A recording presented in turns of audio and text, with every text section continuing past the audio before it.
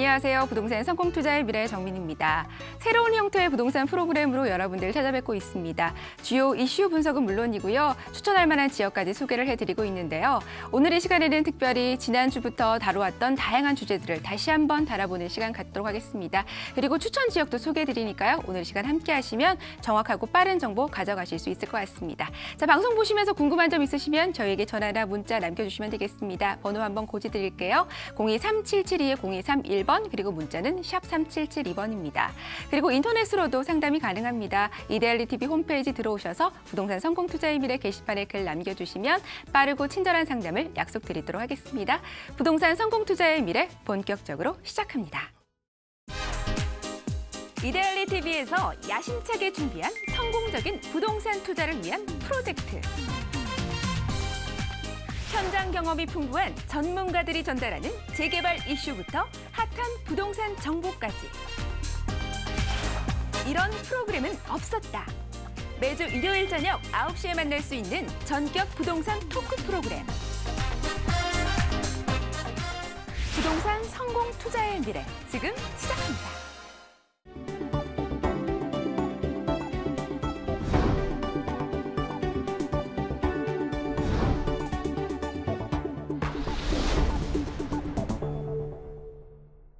부동산 성공 투자의 미래 1부의 문을 활짝 열었습니다. 1부에서는 부동산에 관련된 궁금증을 해결해보는 시간을 갖고 있는데요. 오늘 1부 함께해 주실 전문가분 소개해드리겠습니다. 김재경 소장님 자리하셨습니다. 소장님 안녕하세요. 네, 안녕하세요. 네, 반갑습니다.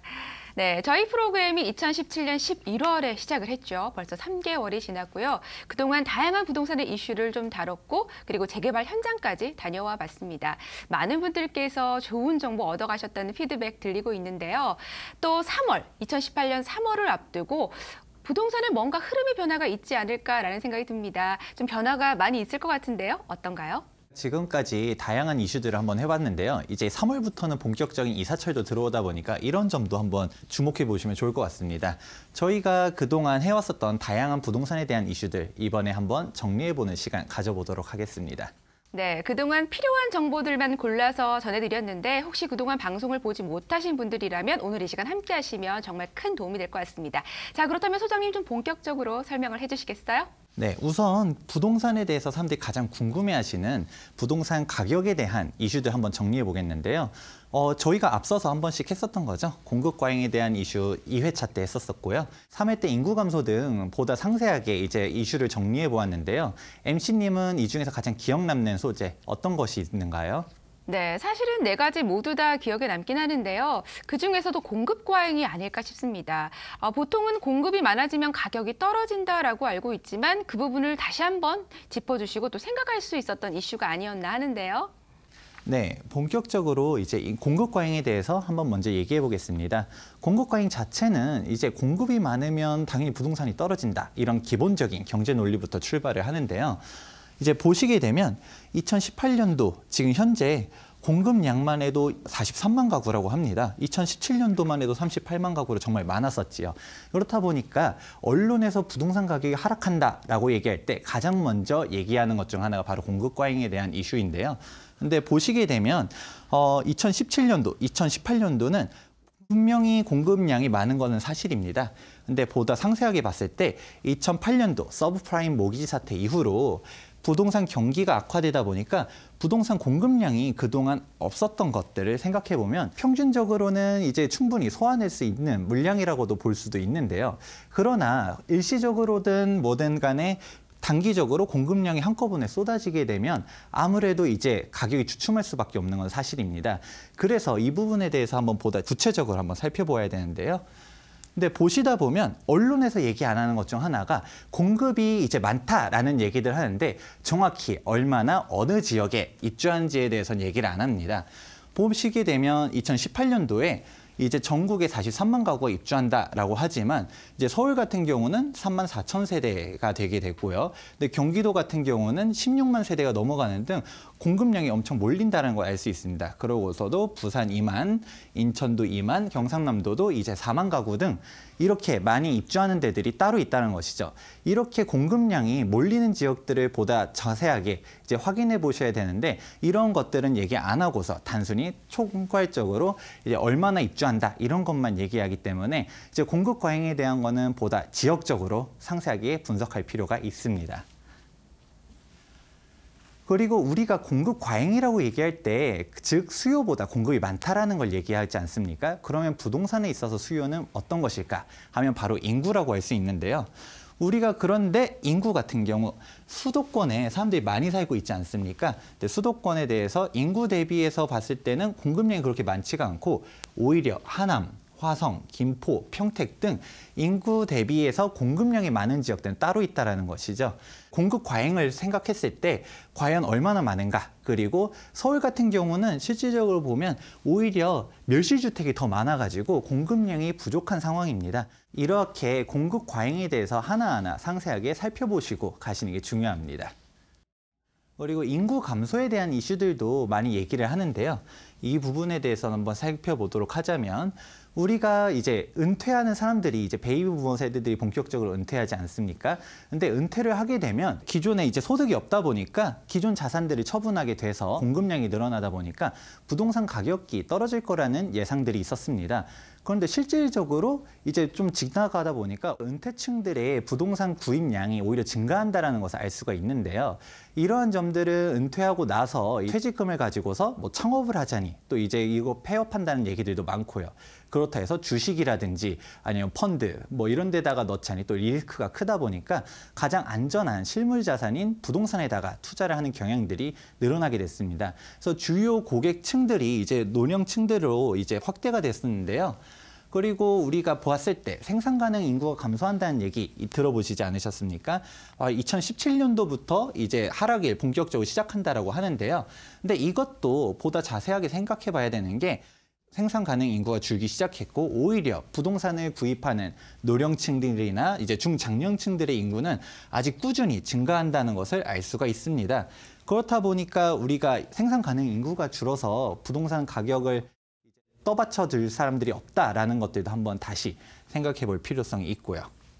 그러면 원론적으로 우리가 본점으로 돌아가서 애초에 인구가 줄어들어 버리면 어떻게 하냐라고 할 수도 있는데요.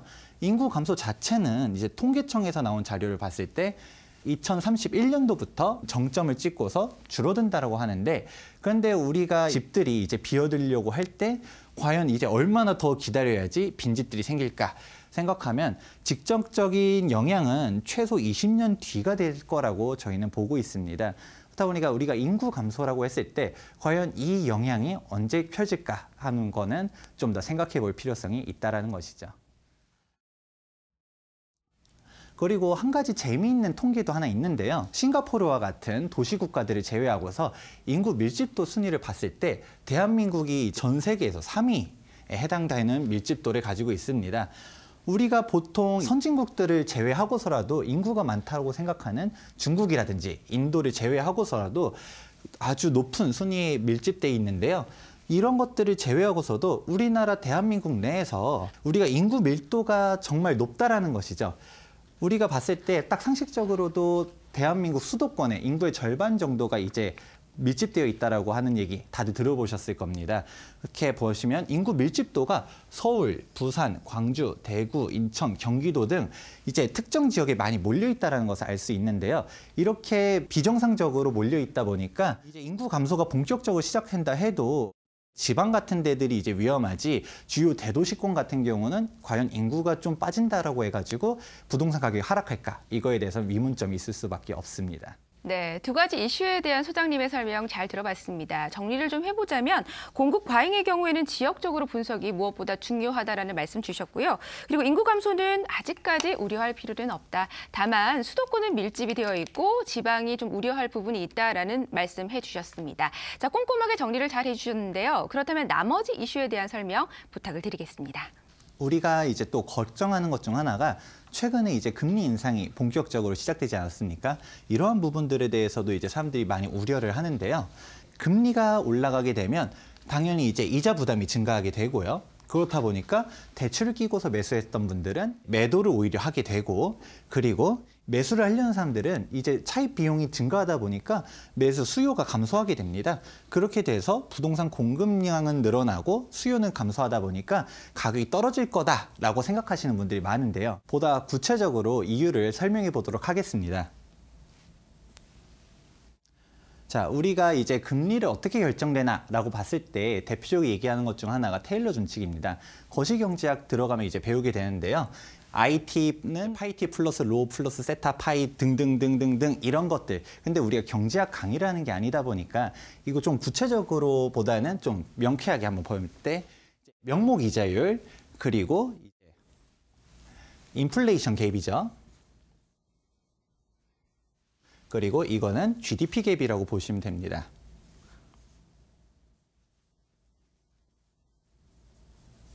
쉽게 말하면 인플레이션이 높다든가 아니면 GDP, 즉 경기가 과열이냐 아니냐에 따라서 금리가 결정된다는 얘기인데요. 중앙은행에서 금리를 결정할 때 중요한 것 중 하나가 바로 인플레이션과 바로 경기 과열이냐라는 것이죠.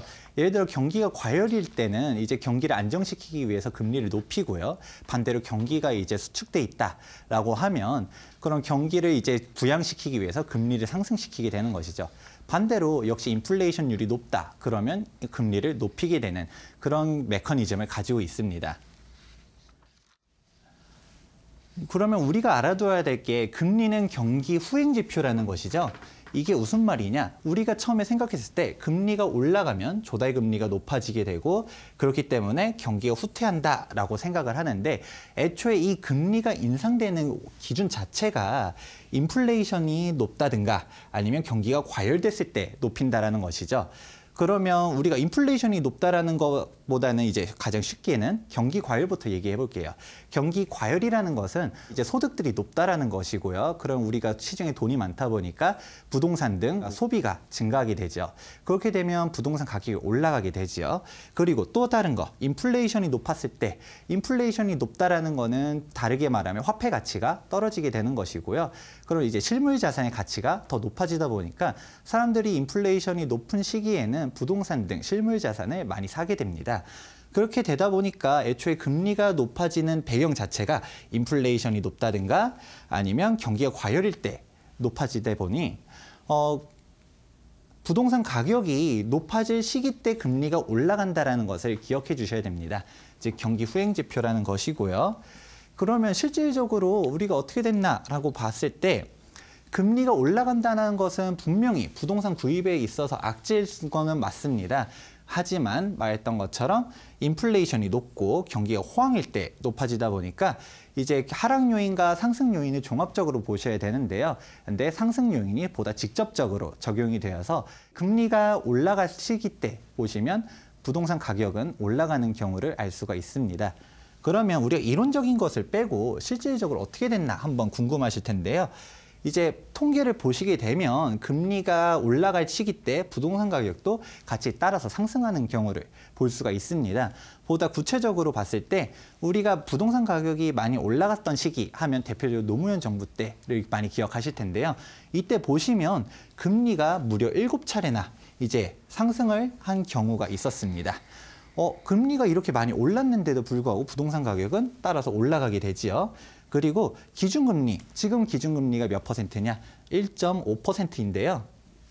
그런데 이 당시 때 노무현 정부 때 기준금리를 보면 3.25%에서 5%까지도 있었습니다. 우리 기준금리가 5%라는 것은 실질금리 우리가 대출을 받을 때 한 대출금리는 8% 정도 되는데요. 부동산을 매수할 때 대출을 받아서 샀는데 지금 기준금리가 1.5%에서 금리가 높아가지고 앞으로 사기 힘들다라고 하면 약간 좀 앞뒤가 맞지 않습니다. 이렇게 부동산 가격 상승할 때 이제 기준금리에 따라서 어떻게 결정되는지도 한번 알아볼 수가 있지요. 그리고 또 우리가 많이 궁금해하는 것 중 하나가 바로 정부 정책이지 않습니까? 정부 정책에 따라서 이제 부동산 투자 방향도 많이 달라지게 되는데요. 이에 대해서도 한번 알아보도록 하겠습니다. 이제 가장 현 정부에서 중심이 되는 정책 중 하나 바로 다주택자 규제라고 할 수 있습니다. 가장 심하게는 이제 2주택자, 3주택자에 따라서 양도세율을 강화시키겠다는 게 주요 핵심 포인트인데요. 이에 따라서 지금 다주택자들은 너는 이제 집을 사도 양도세를 많이 내야 되니까 다주택자를 이제 유지하지 말고 오히려 집을 처분하라라는 메시지를 던지고 있지요.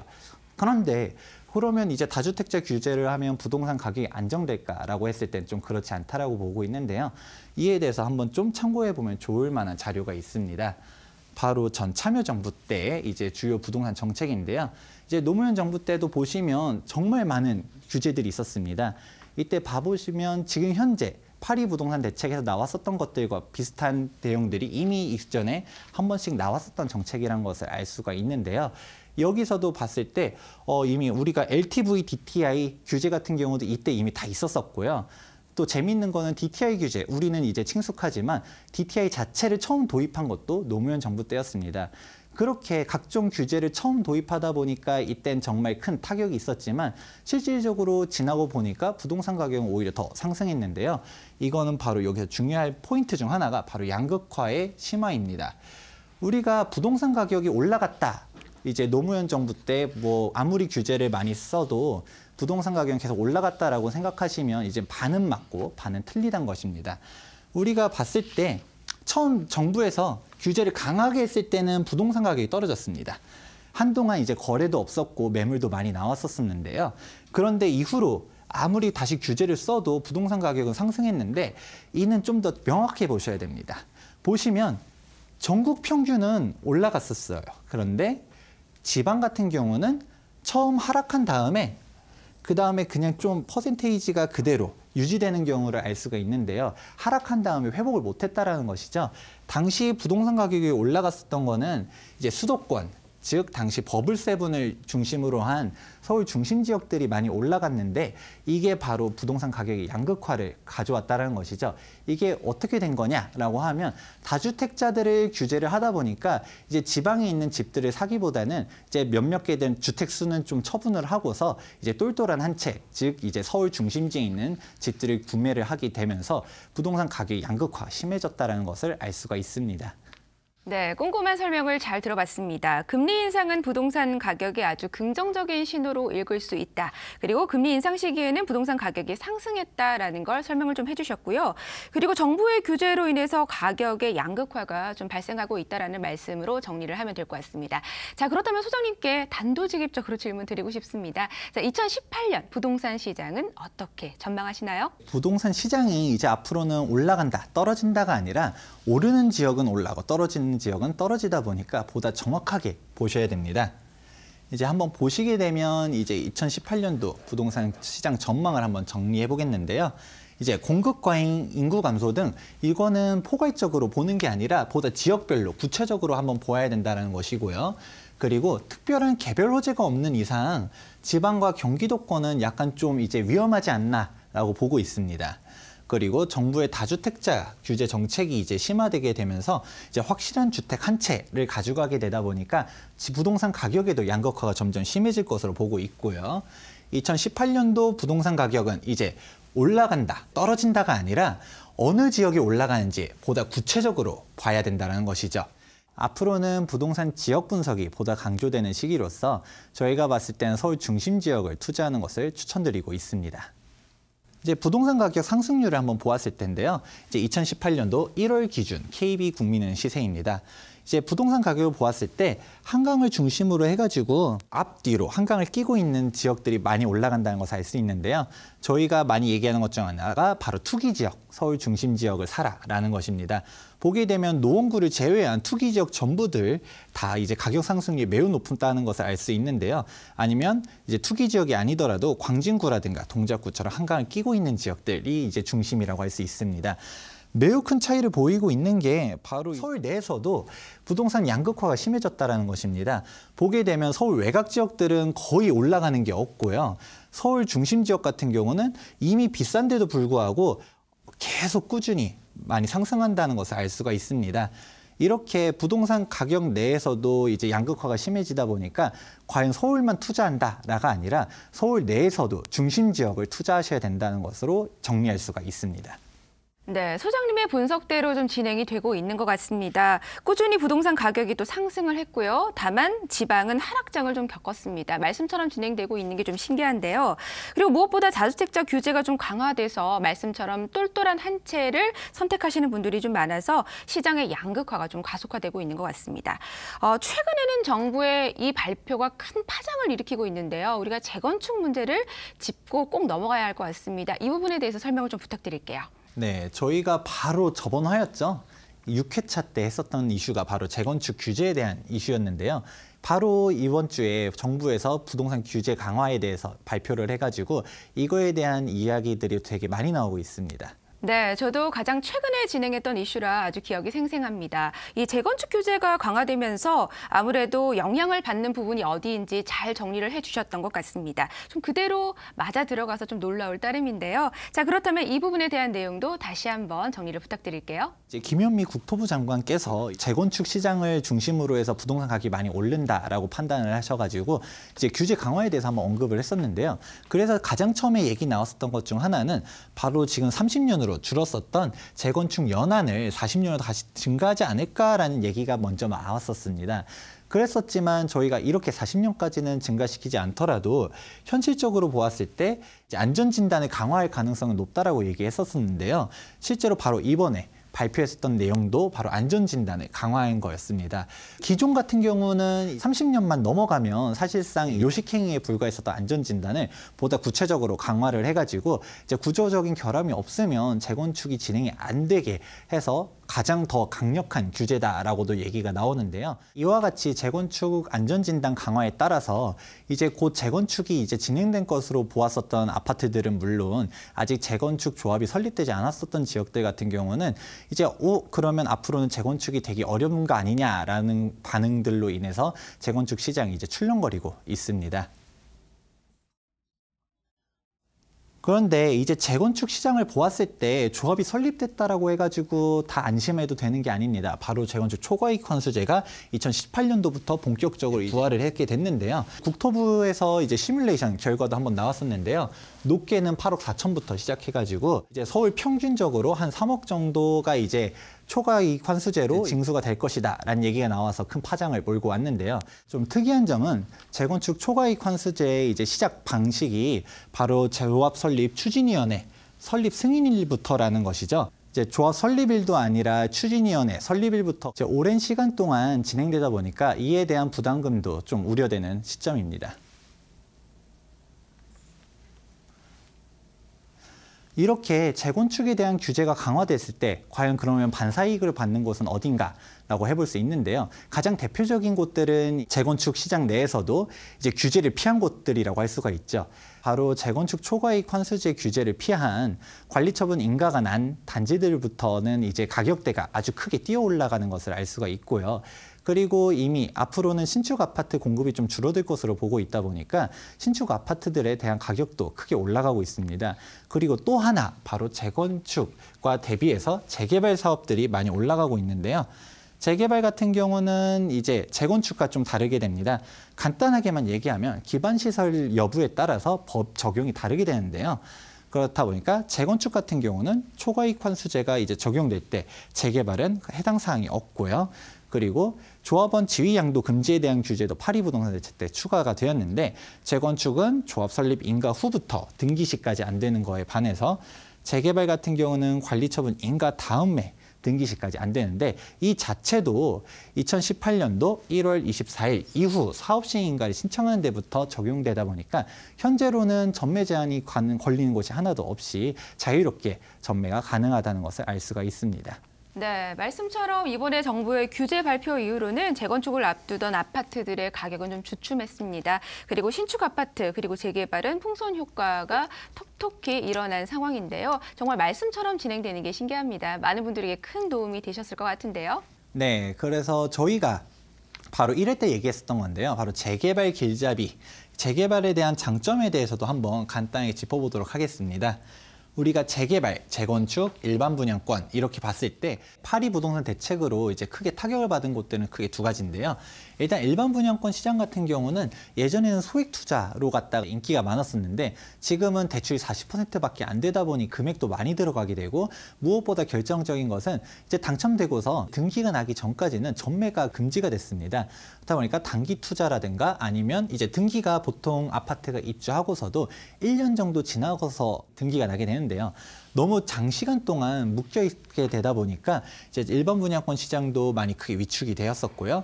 재건축 같은 경우는 방금 전에 얘기했었던 것처럼 이제 재건축 초과이익 환수제라든지 안전진단 강화 등 재건축 시장이 크게 위축되었습니다. 그래서 지금 반사이익을 보고 있는 게 바로 재개발인데요. 이 재개발에 대한 장점 한번 구체적으로 알아보도록 하겠습니다. 재개발 같은 경우는 가장 좋은 게 바로 신축 아파트 입주권을 청약통장 없이 받을 수 있다는 것이죠. 우리가 일반 분양을 받으려고 해도 청약통장 가점에 따라서 이제 지금 당첨이 되게 되는데요. 지금은 33평형 미만, 이제 서울 같은 경우는 100% 가점제다 보니까 당첨을 받고 싶어도 가점이 낮으면 당첨받기가 어려운데 이제 재개발을 이제 매수했다라면 입주권을 가질 수 있다는 것이고요. 그리고 가장 좋은 것 중 하나가 이제 재개발 같은 경우는 이제 조합원들이 좋은 동호수를 먼저 갖고서 남은 동호수를 일반 분양으로 하기 때문에 좋은 동호수를 먼저 선점할 수 있다는 것. 그리고 앞으로 신축 아파트 선호도는 계속 꾸준한데 신축 아파트 공급이 재건축 같은 경우 규제가 시행되다 보니까 앞으로 점점 더 이제 신축 아파트 공급이 줄어든다는 것이죠. 그렇기 때문에 남아있는 신축 아파트를 선점할 수 있다는 것도 있을 수 있습니다. 그리고 재개발과 재건축의 큰 차이점 중 하나인데 재건축 같은 경우는 이미 동네가 좋은데 이제 건물이 노후한 것들을 하는 게 바로 재건축입니다. 근데 재개발은 이미 주거 환경 자체가 낙후된 데를 이제 철거해가지고 짓는 게 재개발인데요. 그렇다 보니까 재개발이 완성됐을 때는 주거 환경 자체도 이제 개선됨으로 인해서 올라가는 가격 상승 폭도 기대할 수 있다는 것이죠. 그리고 재개발을 볼 때 과연 어떤 점들을 주목해야 되는가? 가장 첫 번째로 보는 게 사업 입지, 그리고 조합의 사업성 등도 따져보아야 됩니다. 왜냐하면 입지는 좋아도 내부적으로 봤을 때 일반 분양 비율이라든지 조합의 사업성이 안 좋은 데들도 있거든요. 그런 것들을 꼼꼼히 한번 따져보셔야 되고요. 조합 같은 경우는 속도가 곧 돈이다 보니까 이제 얼마나 빠르게 진행되고 있는지 좀 혹시 조합 내부적으로 문제는 없는지도 한번 살펴보셔야 됩니다. 그리고 물건 같은 경우는 이제 재개발은 재개발 지역 내에 뭐 연립도 있고 다가구도 있고 다세대도 있고 이제 도로 부지 등 뭐 다양한 물건들이 있다 보니까 이러한 것들마다 가치 분석도 꼼꼼하게 하실 필요가 있습니다. 저희가 이제 서울 내 재개발 지역이 정말 많은데 우리가 했었던 것들 한번 살펴보자면 우리 1회 때 한남 뉴타운도 했었었고요. 2회 때 성수 전략정비구역, 그리고 3회 때는 부가현 뉴타운, 그리고 용도 5, 6구역도 했었고 여기 뭐 금호 20구역이기도 했었고 뭐 이렇게 좀 다양한 지역들을 재개발들 얘기를 했었었는데요. 이렇게 보다 보니까 아직 저희가 한 것보다도 안 한 지역들 얘기가 정말 많네요. 그런데 이제 다양한 재개발 지역들이 있는데 이런 곳들도 앞으로 저희가 진행하면서 하나씩 좋은 데들을 소개해 보도록 하겠습니다. 네, 재개발에 관련된 내용을 정리해 주셨습니다. 가장 첫 회 때 다뤘던 재개발에 주목해야 하는 이유로 들어왔습니다. 재개발의 장점 알 수 있었고요. 그리고 서울에는 생각보다 많은 재개발 지역이 있다는 거, 그리고 앞으로도 하나하나 짚어주신다는 약속해 주셨습니다. 자, 그렇다면 재개발뿐만 아니라 갭 투자에 관련된 이야기도 해주셨는데요. 이 부분도 한번 정리를 해볼까요? 네, 이제 갭 투자란 이제 아파트를 이제 살 때 매매와 전세 가격 차이를 두고서 사는 것을 얘기하는데요. 저희가 재개발 말고도 아파트 투자에 대해서도 사람들이 많은 문의를 하다 보니까 한번 정리를 했었습니다. 이제 갭 투자의 장점은 일단은 소액 투자가 가능하다는 것입니다. 우리가 아파트를 살 때 돈을 다 들고 가는 게 아니라 전세를 끼고서 그 차익만큼 가게 되는데요. 전세를 끼다 보니까 우리가 레버리지 투자라고 하는 보통 대출을 끼고서 사는 것보다는 대출 이자가 발생되지 않다라는 것이죠. 그렇다 보니까 금융 비용이 없고요. 그리고 수익률도 아주 높은 게 바로 갭 투자입니다. 이제 실질적으로 한번 봤을 때 우리가 간단하게 한번 계산해 보겠습니다. 우리가 현금 5억 원을 갖다가 아파트를 살 때 다 투자를 했었다라고 한 다음에 3천만 원이 상승하면 그냥 간단하게는 수익률이 6%가 되는데요. 하지만 우리가 레버리지 투자로 인해서 융자를 끼고서 산다라고 하면 이제 금융 비용도 발생이 되지요. 그렇다 보니까 수익률은 그래도 더 높게 이제 13%가 되는데, 만약에 전세를 꼈다라고 하면 수익률은 더 높아지는 그런 현상들을 알 수가 있습니다. 레버리지 투자보다도 갭 투자의 수익률이 높다 보니까 사람들이 많은 관심을 가져주고 있습니다. 하지만 이제 여기서도 중요한 것은 앞으로는 이제 융자를 받으려고 해도 대출이 이제 40%밖에 안 나오다 보니까 이제 갭 투자 쪽으로 좀 더 쏠리고 있는 것도 있습니다. 이제 갭 투자할 때 한번 주의해야 되는 것은 바로 이제 갭 투자라는 것 자체가 부동산 가격 상승을 전제로 하고 있다는 것인데요. 왜냐하면 부동산 가격을 소액으로 갖다가 투자를 하게 되면 이제 부동산 가격이 상승할 때 수익률은 극대화되지만, 반대로 매매 가격이 하락해버리면 이제 원금 손실을 떠나서 전세금까지도 물어줘야 되면 오히려 마이너스가 크게 날 수가 있습니다. 그렇다 보니까 지방 같은 데를 보다 보면 단순히 뭐 1,000, 2천만 원 가지고도 매매를 이제 할 수가 있다라는 데들도 있는데, 그런 지역들은 잘 생각해 보셔야 되는 게, 반대로 따지면 전세를 살고 있는 사람들이 1,000만 원, 2천만 원만 더 주면 집을 살 수도 있는데도 불구하고 안 산다라는 거니까 한번 꼼꼼하게 살펴보셔야 되는 게 필요하고요. 부동산 가격이 이제 지역별로 양극화가 심화되다 보니까 어느 지역을 사야 되나 구체적으로 알아보셔야 됩니다. 네, 높은 수익을 낼 수도 있지만 리스크도 높아서 지역 선정이 무엇보다 중요하다라고 말씀 주셨습니다. 무엇보다 오를 지역을 정확하게 좀 짚어내는 안목이 꼭 필요할 것 같은데요. 지난 3개월 동안 저희가 많은 지역을 추천드렸습니다. 소장님께서 추천해 주신 지역들, 현재는 가격이 어떤 변화가 있었는지 좀 궁금한데요. 네, 저희가 정말 많은 지역들을 소개를 했었었는데요. 이제 부동산 가격이 많이 상승했다고 해도 재개발 같은 경우는 얼마가 올라갔다라고는 명확하게 얘기가 좀 어려운 게 있죠. 왜냐하면 물건마다 약간씩 좀 다르고요. 그리고 평당가라는 것도 소액으로 들어갈 수 있는 평당 대지 지분이 작은 것들은 평당가가 세고, 대지 지분 큰 것들은 평당가가 또 낮다 보니까 그렇게 일괄적으로 얼마가 올랐다라고 얘기하기는 어려운데요. 그렇다 보니까 저희가 했었던 것들 중에서 아파트와 같이 가격이 명확하게 나오는 것들을 한번 준비해 봤습니다. 저희가 바로 3회 때 얘기했었죠. 2017년도 12월 31일 때 방영했을 때, 그때 당시 시세표를 갖다가 저희가 올려놨었던 게 이제 9억이었었습니다. 그런데 지금 현재 11억 5천만 원의 이제 시세로 3달 만에 2억 5천만 원 정도가 올라갔었는데요. 그리고 4회 때 방영했었던 힐스테이트 서울숲 리버도 이제 1월 달에 이제 방영했었는데 지금 벌써 2억 원 정도가 상승을 했었고, 가장 최근에 얘기했었던 것 중 하나죠. 행당동 대림아파트 투자 추천 지역을 한번 얘기했었는데요. 이때 방송했었던 것도 2018년도 1월 28일로 지금 이제 한 달 정도밖에 안 됐는데도 1억 원 정도가 올라가면서 정말 높은 수익을 얻었었습니다. 지금 보신 거는 이제 호가 기준으로 평균적인 상승액을 갖다가 볼 수 있지만요. 근데 지금 이렇게 시장 분위기를 한번 파악하시는 데는 큰 도움이 될 수 있습니다. 네, 소장님과 함께 1부에서는 부동산의 다양한 이슈들을 다시 한번 정리해보는 시간 가졌습니다. 잠시 후 2부에서는요, 여러분들에게 추천할 만한 매물, 물건 소개해드리고요. 그리고 주요 포인트까지 한번 짚어보겠습니다. 계속해서 저희와 함께해 주시기 바랄게요.